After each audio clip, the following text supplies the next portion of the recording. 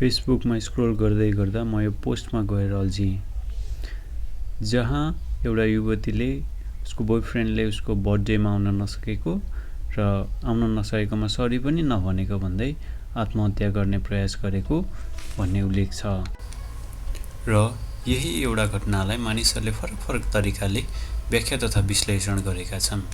कतिपयले उनको यो एक्टलाई स्टुपिड एक्ट भनेका छन् भने कतिपयले हास्यास्पद तथा व्यङ्ग्यात्मक तरिकाले यो उनको इरेसनल डिसिजन हो भन्नेतिर औँल्याएका छन्। कतिपयले पुलपुल्याएको परिणाम हो अथवा प्यारेन्टिङ चाहिँ राम्रो नभएको हो कि भन्ने खालको पनि प्रतिक्रियाहरू आएको छ भने कतिपयले चाहिँ यो साँच्चीकै मेन्टल हेल्थ प्रब्लम हो, यसलाई पनि हामीले केयर गर्नुपर्छ, प्रपर गाइडेन्स चाहिन्छ र यसलाई पनि हामीले सिरियसली लिनुपर्छ भन्ने जस्ता प्रतिक्रियाहरू व्यक्त गरेको देखियो। सबैले आफ्नो एन्सर्सहरू दिइराख्दा मैले चाहिँ भने एउटा क्वेसनको सेट बनाएर त्यसको एन्सरहरू खोज्ने प्रयास यस भिडियोमा गरेको छु। यस भिडियोको लागि मुख्य 5 प्रश्नहरू रहेको छन् जसमा उनी 20 वर्षको भइन्, +2 पास गरिसकेको, उनको उमेर के परिपक्व भइसकेको हो त र बढी उमेर भयो भने चाहिँ सुसाइड गर्ने रेट चाहिँ कम भएर जान्छ त। दोस्रो क्वेसन, जब बोयफ्रेन्डले यति भन्दैमा उनले सुसाइड नै गरिहाल्नु पर्थ्यो त। तेस्रो क्वेसन, उनले बाबुआमा प्रति रेस्पोन्सिबल हुनु पर्थ्यो या पर्थेन र रेस्पोन्सिबल नहुनुको सम्भावित कारणहरूको खोज्ने प्रयास गर्नेछौँ। चौथो क्वेसन, मान्छे कत्रो प्रब्लम त फेस गरेर बस्या हुन्छ, त्यति सानो प्रब्लममा नि उनले त्यस्तो निर्णय नै लिइहाल्नु पर्थ्यो त। र पाँचौँ, धेरै पुलपुल्याएर उनको यस्तो व्यवहार भएको, उनलाई 2-4 झापट लगाएपछि चाहिँ उनले आफ्नो बानी सुधार्छिन् भन्ने क्वेसन्सको एन्सर खोज्ने प्रयास गर्नेछौँ। पहिलो क्वेसन्स, 20 वर्षको उमेर कतिको परिपक्व भएको उमेर हो र उनी मात्र इरेसनल भएको हुन् कि विश्वमा अरू धेरै उनी जस्ता धेरै मानिसहरू छन् भन्ने क्वेसन्सको एन्सर खोज्नका लागि हामी यो रिपोर्टहरू हेरौँ। ग्लोबल स्ट्याटिस्टिक्सको यो रिपोर्टले हरेक 40 सेकेन्डमा एकजना मान्छे सुसाइड गरेर मर्ने र वर्षभरिमा झन्डै 8 लाखजना मान्छेले ज्यान गुमाउने जनाएको छ। त्यस्तै गरी 15 देखि 24 वर्षभित्रका उमेर समूहका मानिसहरू जति पनि मर्छन् तिनीहरूको चाहिँ मुख्य कारणहरूमध्ये सुसाइड चाहिँ दोस्रो नम्बरमा पर्न आउँछ भनेर भनेको छ। 2019 को WHO को रिपोर्टले सुसाइडलाई चाहिँ serious global public health issue भनेर भनेको छ, जसबाट चाहिँ वर्ल्ड वाइडमा HIV, AIDS, malaria, breast cancer, even war र होमोसाइड भन्दा पनि बढी मान्छेहरू चाहिँ सुसाइडबाट मर्ने भनेर जानकारी दिएको छ। 2019 को USA को रिपोर्ट अनुसार मृत्युको प्रमुख कारणहरूमध्ये सुसाइड 10औं नम्बरमा रहेको र सो वर्ष 47,511 जना मानिसको सुसाइडबाट मृत्यु भएको र झन्डै 13,80,000 पटक सुसाइड एटेम्प्ट भएको रिपोर्टले जनाएको छ। यो डाटाहरूलाई हेर्दा उनी मात्र नभई उनी जस्ता धेरै मानिसहरूले पनि सुसाइड एटेम्प्ट गर्ने र उनी भन्दा बढी उमेरका इभन 24-25 अथवा 28-29 सम्म पनि सुसाइड गर्ने सम्भावना चाहिँ एकदम प्रोबेबल रहने देखिन्छ। अब दोस्रो क्वेसन, जब बोयफ्रेन्डले त्यति भन्दैमा त्यस्तो गरिहाल्ने हो त। यसको एक्ज्याक्ट एन्सर यही नै हो भन्ने अवस्था नरहे तापनि कतिपय स्टडिजहरूले यो क्वेसन्सको एन्सर खोज्ने प्रयास गरेको छ। पावरफुल पेन रिलिभर्स, कोकिन जस्ता ड्रग्सहरूले जस्ता इन्टेन्स फिलिङ्स अफ रोमान्टिक लभले पनि सोही ब्रेन एरिया एक्टिभेट गर्ने जसले गर्दा चाहिँ मानिसलाई खुसी मिल्ने कुरा उल्लेख गरेको छ। रोमान्टिक लभले पनि ड्रग्सले जस्तै ब्रेन केमिकल्स प्रड्युस गर्ने भएकोले यसलाई पनि एउटा एडिक्सनकै रूपमा लिन सकिन्छ। अब तपाईँ भन्नुहोला कि रोमान्टिक लभ र ड्रग्सको सम्बन्ध त उस्तै नहुनुपर्ने, यो त दुईटै बिल्कुलै फरक कुरा हो, यस्तो पनि हुन्छ र यो कुरा चाहिँ कसरी प्रुभ गर्यो भनेर भन्न सक्नुहुन्छ। रिसर्चर्सहरूले एफएमआरआई स्क्यानरको युज गरेर ड्रग एडिक्टहरूको ब्रेन र रोमान्टिक लभमा परेको ब्रेनहरूलाई स्क्यान गरेर हेर्दाखेरि ब्रेनको उही पार्ट एक्टिभेट भएको कारणले चाहिँ यो दुईटामा चाहिँ सिमिलरिटिज पाउन सकिन्छ भनेर कन्क्लुड गरेको रिसर्च पेपरहरूमा थाहा पाउन सकिन्छ। अब त झन् what is even more interesting as साइन्टिस्टहरूले चाहिँ मान्छेको ब्रेन स्क्यान गरेर यो मान्छेले कुनै पनि मान्छेलाई मन पराउँदैन अथवा they are in love or not भन्ने कुरा चाहिँ ब्रेन स्क्यान गरेर भनिदिन सक्ने अवस्था पनि पोसिबल भइसकेको छ आजको दिनसम्ममा। अब उनीहरू रोमान्टिक रिलेसन्सको पिरियडमै थिए या थिएनन् भनेर यहाँबाट यकिनका साथ भन्न सकिने अवस्था नरहे तापनि लभले चाहिँ ड्रग रिलेटेड केमिकल्सहरू नै एक्टिभेट गर्ने जसले चाहिँ एउटा गुड फिलिङ दिइराख्ने र उनको सेलिब्रेट गर्ने बर्थडे सेलिब्रेट गर्ने माइन्डबाट चाहिँ एकदमै त्यो कुरा भाइलेट भइसकेपछि एक्सट्रिम स्याडनेसमा गइसकेपछि चाहिँ उनले त्यस्तो डिसिसन लिन सक्ने अवस्थाहरू चाहिँ यो भेरिएबल्सहरूलाई हेर्दाखेरि चाहिँ हामीले देख्न सकिन्छ। किनभने relationship problem, loss of loved ones, त्यो रिलेसनसिपमा डिफिकल्टिजहरू भएको, आइसोलेसन अथवा लनलिनेसहरू चाहिँ सुसाइडको मेजर कारण हो भनेर हामीले यी आर्टिकल्सहरूमा कन्सिस्टेन्टली देख्न सक्छौँ। ओके, अब सबैभन्दा मोस्ट क्रुसियल एन्ड सबैभन्दा डिफिकल्ट क्वेसन्स आजको एपिसोडको, के उनी आमा बाबुप्रति जिम्मेवार हुनु पर्दैन थियो त? वेल, तिनी हुनुपर्ने थियो, तर पनि उनले के कारणले चाहिँ त्यो हुन सकिनन् भन्दाखेरि चाहिँ दुईवटा भेरिएबल्सहरूले यहाँ रोल प्ले गरेको छ जस्तो लाग्छ। एउटा फोकस्ड एटेन्सन र अर्को जहिले पनि सुसाइड चाहिँ इम्पल्सिभ र इमोसनल डिसिजन भएको कारणले चाहिँ यो आमा बुवाहरू चाहिँ त्यो बेला कन्सिडरमा नआएको हो कि भन्ने जस्तो बुझ। फोकस्ड एटेन्सन भनेको चाहिँ कुनै एउटा सानो पार्टिकुलर थिङमा मान्छेको माइन्ड चाहिँ कन्सन्ट्रेट भइराख्ने अवस्थालाई भनिन्छ। जस्तै यो चित्रमा कुनै एउटा यन्त्रको एउटा सानो पार्टिकुलर भागलाई मात्रै फोकस्ड गरेर खिचिएको छ, जसले गर्दा चाहिँ एउटा डिफ्रेन्ट खालको मिनिङ लाग्छ भने यसलाई वाइड एङ्गलमा हेर्दाखेरि चाहिँ यसले डिफ्रेन्ट मिनिङ दिने गर्छ। जुन एउटा पार्टिकुलर भागको मात्रै हामीले सुरुमा हेरेर मिनिङ निकाल्यो त्यसलाई चाहिँ फोकस एटेन्सन भनिन्छ। यस केसमा पनि उनले डिसिजन लिने बेलामा चाहिँ यो फोकस एटेन्सन त्यही एउटा पार्टिकुलर बोयफ्रेन्डसँगको कुरालाई मात्रै माइन्डमा कन्सन्ट्रेट भएको कारणले अरू सबै बाउ आमा आफन्तहरू सबै भेरिएबल्सहरू चाहिँ एक्सक्लुड भएको कारणले उनले डिसिजन लिएको हुन सक्ने भन्ने कुरा देखिन्छ।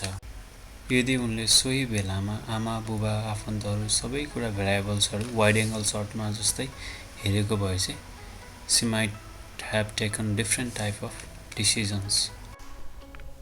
र दोस्रो, मोस्ट सुसाइड केसेसहरू चाहिँ हाइली इम्पल्सिभ तत्कालै डिसिजन लिने र हाइली इमोसनली चार्ज भएको बेला डिसिजन लिने भएको कारणले चाहिँ उनले सो बेलामा आमा बुवालाई पनि कन्सिडर गर्न भ्याइनन् कि भन्ने खालको कुरा यस केसमा देखिन्छ। र अब चौथो प्रश्न, तपाईँहरूमध्ये कसैले भन्नुहोला मेरो कत्रो प्रब्लम हुँदा त म बाँचेकै छु त, उनले त्यति सानो कुरामा पनि त्यस्तो डिसिजन लिइहाल्नु पर्थ्यो। वेल, यो कुरो पनि सही हो, तर रिसर्चले चाहिँ बारम्बार के भनेको छ भने सुसाइड भनेको एउटा पर्सनल भेरिएबल मात्रै होइन है, कुन खालको सोसियल सेटिङमा बसिएको छ, सपोर्ट सिस्टम कस्तो छ, फ्रेन्ड्स कस्तो छ, सिचुएसन कस्तो छ, उसको सिचुएसन ह्यान्डलिङ गर्ने क्षमता कस्तो छ, कोपिङ मेकानिजम कस्तो छ, यही अब धेरै कारणहरूले चाहिँ सुसाइड गर्ने या नगर्ने भन्ने डिसिजनमा प्रभाव पार्ने भएको कारणले यो नितान्त इन्डिभिजुअल भएको कारणले चाहिँ यसमा यसै भन्न सक्ने अवस्था छैन। यहाँ दुईटै कुरा सत्य नै हुन जान्छ। कतिपय मान्छेहरू एकदमै डिफिकल्ट कन्डिसनलाई पनि ह्यान्डल गरेर त्यसलाई ओभरकम गरेर सक्सेसफुल भएका मानिसहरू पनि छन् भने कतिपय लाखौँ मानिसहरू सामान्य अप्ठ्यारोहरूलाई पनि फेस गर्न नसकेर अहिले नै पनि यही अवस्थामा पनि धेरैले सुसाइड एटेम्प्ट गर्न खोजिरहेको छन्। यसमा इन्डिभिजुअल डिफ्रेन्सेसको कारण प्रभाव पार्ने भएको कारणले यो राम्रो यो नराम्रो भन्न सक्ने अवस्था देखिँदैन। र पाँचौँ प्रश्नमा कतिपयले भन्नुभएको छ दुई झापड हानि पुगिसकेपछि ठिकमा आइहाल्छ नि हो भनेर भन्नुभएको छ। हामीमध्ये धेरैलाई यो कुरा झापड हानेर अथवा अर्कालाई पनिस गरेर उसले आफ्नो व्यवहार सुधार गर्ने भन्ने कुरामा विश्वास लागे तापनि धेरै जस्तो रिसर्चको एभिडेन्सहरूले यो कुरालाई प्रुभ गरेका छैन अथवा यसलाई डिसएप्रुभ गरेका छ। किनभने पनिसमेन्ट गर्ने भनेको एउटा माइनर मिस्टेकहरुमा मात्रै हो। यदि त्यो उसको लाइफको मेजर मिस्टेक्स हो भने त्यो बेला ऊ इमोसनली लो फिल गरिरहेको हुन्छ। त्यो बेला अझै बढी पनिसमेन्ट गरियो भने चाहिँ उसले फर्दर आफूलाई सुसाइड रिएटेम्प्ट गर्ने अथवा एकदमै सुध्रिनु त कता हो कता अझै झनै बिग्रेर जाने अवस्थाहरू रिसर्चले बारम्बार देखाए। अझ कतिपय साथीहरूले त भन्नुहोला हामी आफ्नो विचार राख्छौँ त किन बाटो भइरहेको। अझ कतिपयले त भन्नुहोला त्यसै पनि मर्नै चाहेको मान्छे हो, उसलाई मर्न दिए भइहाल्यो नि, मर्न दिने वातावरण नै छैन नेपालमा त, अथवा मर्न पाउने अधिकार पनि छैन नेपालमा त भनेर हास्यास्मक तरिकाले पनि यो कुरालाई लिनुहोला। रिसर्चले क्लियरली के देखाएको छ भने 10 जना मध्ये 9 जनाले चाहिँ पहिलोचोटि सुसाइड एटेम्प्ट गरेपछि लेटर डेटमा कहिले पनि सुसाइड एटेम्प्ट नगरिकन आफ्नो जिन्दगी खुसी साथ बाँचे।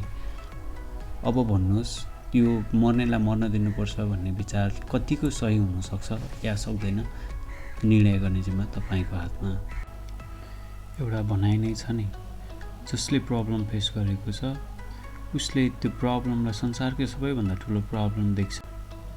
हामीले एरोप्लेन जस्तै टाढाबाट हेर्दा प्रब्लम सानो देखिए पनि सायद उसले नजिकबाट हेर्दाखेरि क्लोजर भ्यूबाट हेर्दाखेरि चाहिँ एकदमै विशाल अथवा उसको एक्चुअल साइज भन्दा पनि धेरै ठुलो देखेको पनि हुन सक्छ।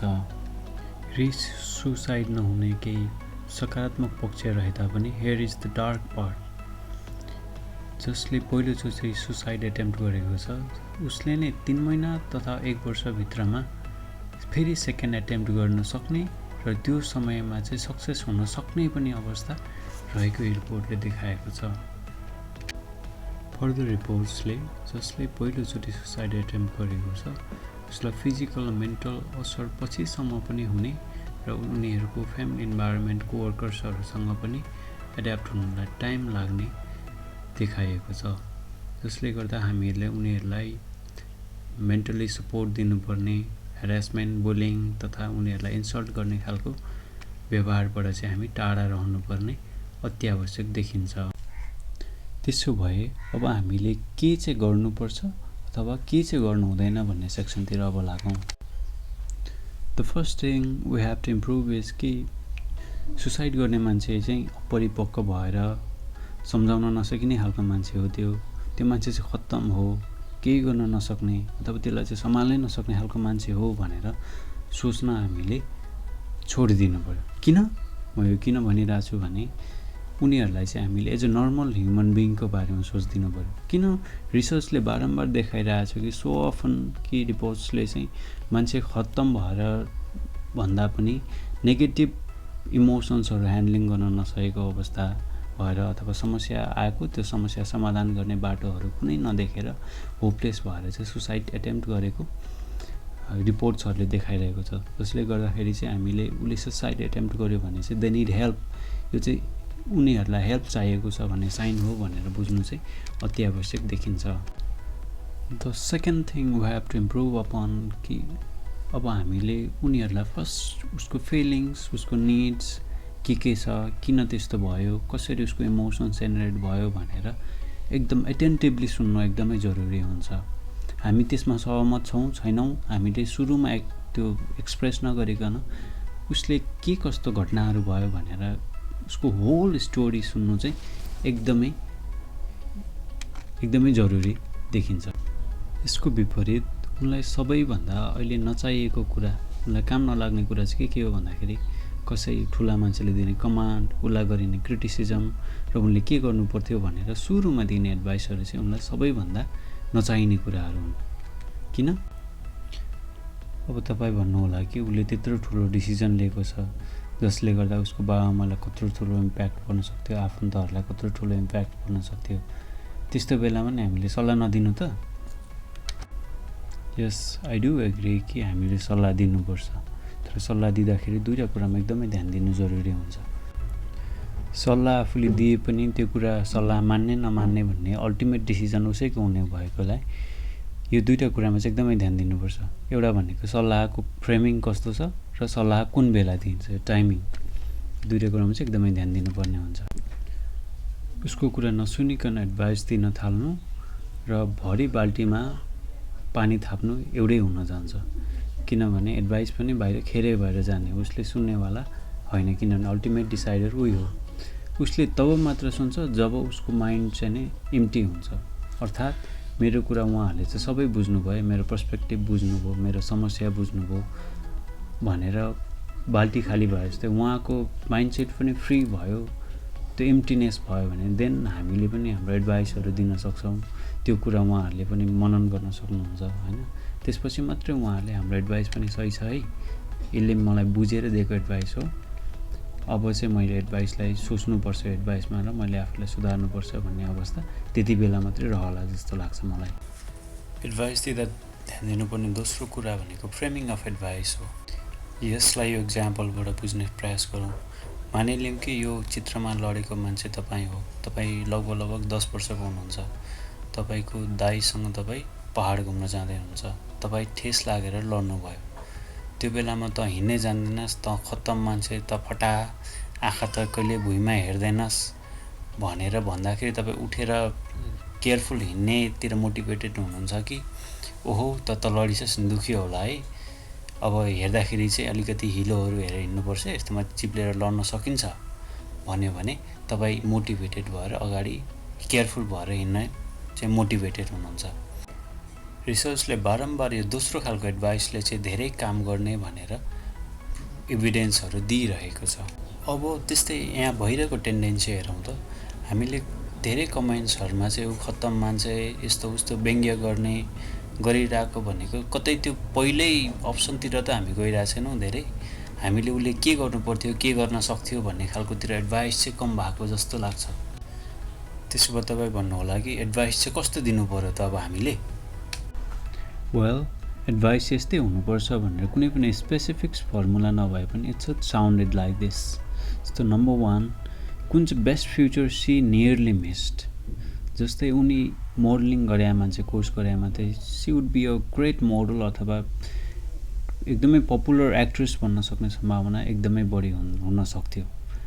उनको त्यो डिसिजनले त्यो नियरली त्यो पोसिबिलिटीलाई चाहिँ खतम गरेको थियो।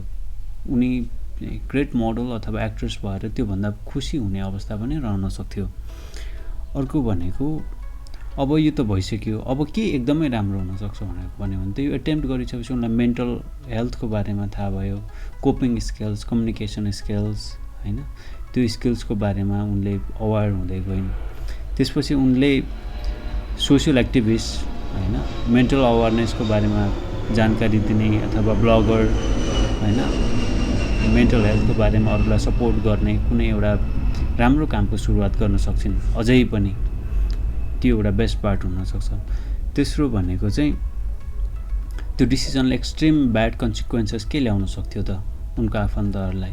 जस्तो मेबी उनको बाउ आमा रिलेटिभ्सहरूलाई, ड्याड ममहरूलाई कति ठुलो असर पर्न सक्थ्यो भनेर तिमीले अब त रियलाइज गर्यो होला नि है भन्ने खालको एडभाइसहरूले चाहिँ तिनलाई maybe help rather than criticism, तैँले यस्तो गरे, यस्तो खत्तम मान्छे, तँ यो गर्नै नहुने, तैँले जिन्दगीमा के गर्छस् भन्दा पनि त्यो 3 खालको एडभाइसहरूले चाहिँ maybe she would feel better अथवा उनलाई चाहिँ फ्युचर ओरिएन्टेड राम्रो सुधार्नलाई चाहिँ सहयोग गर्छ। अन्त्यमा यो घटना यसरी ल्याउन, उनी हिँड्दै थिइन् पहाडमा, त्यो बाटो नराम्रो छ भन्दा पनि गइन् र चिप्लेर लडिन् र पहाडको बिचमा गएर उनी अड्किन्। अहिले उनी स्ट्रगल गरिरहेकी छिन्। हामी त्यो घटनालाई माथि बसेर हेरिरहेका छौँ। The biggest questions for us is, are we giving her rescue rope माथि आउनको लागि, or contributing to losing her hope. अझै पनि उसले आफ्नो जिन्दगी म चाहिँ नराम्रै रहेछु, खत्तम रहेछु, मैले जिन्दगीमा सबैभन्दा नराम्रो काम गरेँ, म चाहिँ खत्तम भनेर उनले आफ्नो होप गुमाउने हो कि हामीले उसलाई सपोर्ट गरेर माथि तानेर उसलाई बेटर जिन्दगी दिने हो? त्यो हामीमा क्वेसन्स छ। यसको एन्सर हामी आफै खोजौँ। यदि हाम्रो एन्सर उनले राम्रो गरोस्, बेटर गरोस्, माथि आओस्, नर्मल लाइफमा जाओस् भन्ने हो भने हामी मध्ये धेरैको कमेन्ट्सहरूमा व्यङ्ग्य, सटायर, इन्सल्ट हैन, त्यस्तै खालको उनलाई होपलेस गराउने खालको कमेन्ट्सहरू गर्नु अगाडि हामीले सोच्न थाल्नुपर्छ कि। र अन्तिममा हेर्दाखेरि उनको जति घटना हामीले थाहा पायौँ त्यो त टिप अफ द आइसबर्ग मात्रै हो कि त्योभन्दा धेरै स्टोरीहरू त्योभन्दा बिहाइन्डमा छ कि भन्ने पनि देख्न सकिन्छ। 20 वर्षको मोडल हो, +2 पास गरेको, सुसाइड एटेम्प्ट गर्यो र उनको बोयफ्रेन्डको बारेमा हामीले त्यति कुरा हामीले न्युजहरूबाट थाहा पायौँ। उनको कन्फ्लिक्ट म्यानेजमेन्ट स्किल, पास्ट इभेन्ट्सहरू, उनीहरूमा कसरी डाइनामिक्सहरू कसरी चेन्ज भइरहेको थियो, उनको इमोसनल इन्टेलिजेन्स, उनको सफ्ट स्किल्स, फ्रेन्ड सर्कल्सहरू, स्कुल एन्ड प्यारेन्टिङ जस्ता विषयहरूलाई चाहिँ हामीले अझसम्म थाहा नपाएको हुनाले हामीले इट्स बेटर नट टु जज हर so instantly. So that's all for today's episode. Thanks for watching. I am Haman Lavin. See you in next video. Have a great day. Bye.